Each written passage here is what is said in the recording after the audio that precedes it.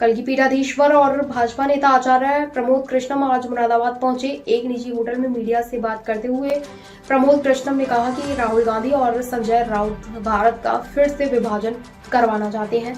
औरंगजेब की कब्र को हटाने के मामले पर बोले आचार्य प्रमोद कृष्णम, भारत मुर्दों से लड़ाई नहीं करते। भारत का शौर्य पराक्रम और भारत की बहादुरी इतिहास में दर्ज है। छत्रपति शिवाजी महाराज, गुरु गोविंद सिंह, महाराणा प्रताप या जितने भी हमारे राष्ट्रीय हीरो रहे हैं, इन्होंने कभी सनातन के सिद्धांत को नहीं तोड़ा और किसी की कब्र को हटाने ये तो तालिबान के काम है। सनातन इसकी अनुमति नहीं देता। दुश्मन के मर जाने के बाद भी हम उसका सम्मान करते हैं। वक्फ बोर्ड को लेकर मुस्लिम संगठनों द्वारा जंतर मंतर पर होने वाले विरोध प्रदर्शन और दूसरा शाहीन बाग बनाने की धमकियों पर बोले आचार्य प्रमोद कृष्णम, भारत ISIS की धमकी नहीं आया और ना ही भारत आतंकवादियों से डरता है।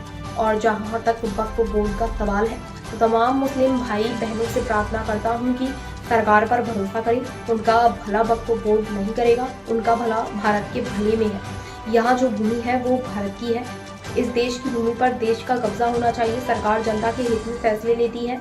किसी भी भूमि पर अवैध तरीके से कब्जा करके ये मैसेज देना चाहते हैं ये जमीन हमारी हो गई। तो इस देश पर एक बार मुगलों ने भी कब्जा किया था, वो भी चले गए, अंग्रेज भी चले गए, तो उनकी क्या विसात है। संभल में जामा मस्जिद पर चल रही पुताई विवाद पर बोले आचार्य प्रमोद कृष्णम, रंग किसी संप्रदाय का नहीं होता। जितने भी रंग हैं ये भारतीय संस्कृति के हैं। मुझे लगता है इस विवाद का कोई लॉजिक नहीं। मुरादाबाद आए हैं। मुरादाबाद में उत्तर प्रदेश की राज्यपाल आनंदीबेन पटेल का भी दौरा आज मुरादाबाद का है। सर क्या मानते हैं? देखिए, उत्तर प्रदेश की माननीय राज्यपाल महोदया से मुझे मिलना है और वो श्री कल्की धाम आई थी, तो मुझे उनका आभार व्यक्त करना है।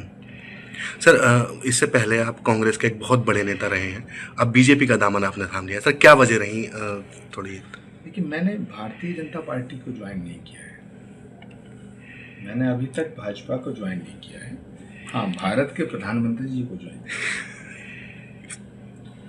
किया और श्री कल्की धाम का शिलान्यास करने भारत के प्रधानमंत्री जी आए थे। श्री कल्की धाम दुनिया का ऐसा पहला धाम है जो भगवान के अवतार से पहले बन रहा है, ठीक है, जिसका शिलान्यास भारत के यशस्वी प्रधानमंत्री आदरणीय नरेंद्र मोदी जी ने अपने कर कमलों से किया।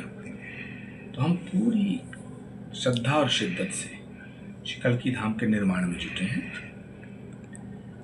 और इसके अलावा और मेरा अभी कोई लक्ष्य नहीं है। सर, कांग्रेस को राहुल गांधी लीड कर रहे हैं, किस तरह की उनकी राजनीति है और किस तरीके से आप उसको देखते हैं? देखिए, जब तक राहुल गांधी हैं तब तक कांग्रेस को नहीं बचाया जा सकता है और कांग्रेस की विडंबना ये है कि राहुल गांधी को हटाया नहीं जा सकता है। राहुल गांधी जी न भारत को समझते हैं, न भारत की संस्कृति को, न भारत के संस्कारों को। कांग्रेस की बर्बादी का अगर कोई व्यक्ति सबसे ज्यादा जिम्मेदार है, उनका नाम राहुल गांधी है। कांग्रेस पार्टी के नेताओं को चाहिए कि जितना जल्दी हो राहुल गांधी को पार्टी से बाहर करें। सर आज आप मुरादाबाद आए हैं। मुरादाबाद के अगर पिछले 3 महीने की बात करी जाए तो यहाँ पे क्राइम रेट बहुत बड़ा है।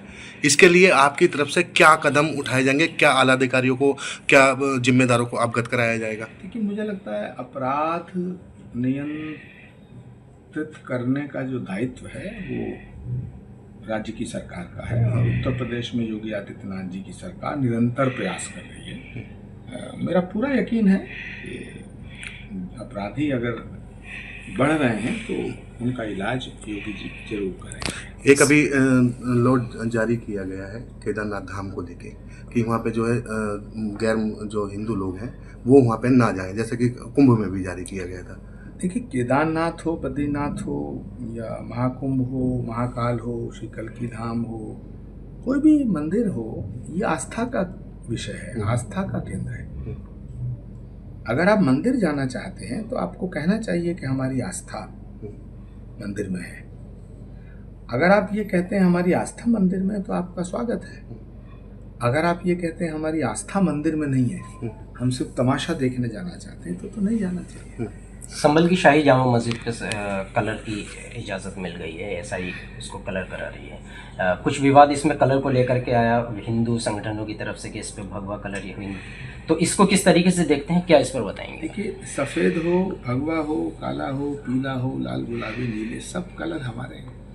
सारे रंग भारत के हैं, सारे रंग सनातन के हैं। आप मंदिर पे कौन सा रंग करें, मस्जिद पे कौन सा करें, हमारे तो सारे रंग हैं। फिलहाल उस पर सफ़ेद कलर किया जा रहा है। सफ़ेद हमारा शांति का रंग है। सर 17 तारीख में भगवा शौर्य का रंग है। रंगों में धर्म को थोड़ी विभाजित किया जा सकता है। ये रंगों को धर्म के आधार पर विभाजित करना ठीक नहीं। सारे रंग हमारे हैं। हाँ, जहाँ तक जामा मस्जिद का सवाल है तो हाईकोर्ट ने संभल की जामा मस्जिद को विवादित स्थल कहा है। सर तो इस जब तक फैसला नहीं होता तो विवादित है और उसको पीएसआई देख रेख कर रहा है। सर 1529 में बाबर द्वारा 3 ऐसे जगहों को तोड़ा गया था। एक तो जिसमें बाबरी मस्जिद उसमें शामिल थी, एक हरिहर मंदिर संभल का इसमें शामिल था, पानीपत का मंदिर इसमें शामिल था। अब जो है निर्णय निकल के आया कि इसकी एएसआई ने जांच करी है और उसके अंदर जो है हिंदू से जुड़े हुए साक्ष्य भी मिले हैं। सर क्या मानते हैं कि कब तक इसका निर्णय आ जाना चाहिए? देखिए, ये फैसला तो अदालत का है, लेकिन धार्मिक दृष्टिकोण से देखा जाए तो संभल वो स्थान है जहाँ 24 कोस की परिधि में विष्णुयश नाम के ब्राह्मण के घर में भगवान का अंतिम अवतार श्री कल्की के रूप में अवतार लेगा। ये हमारे पुराणों में लिखा है।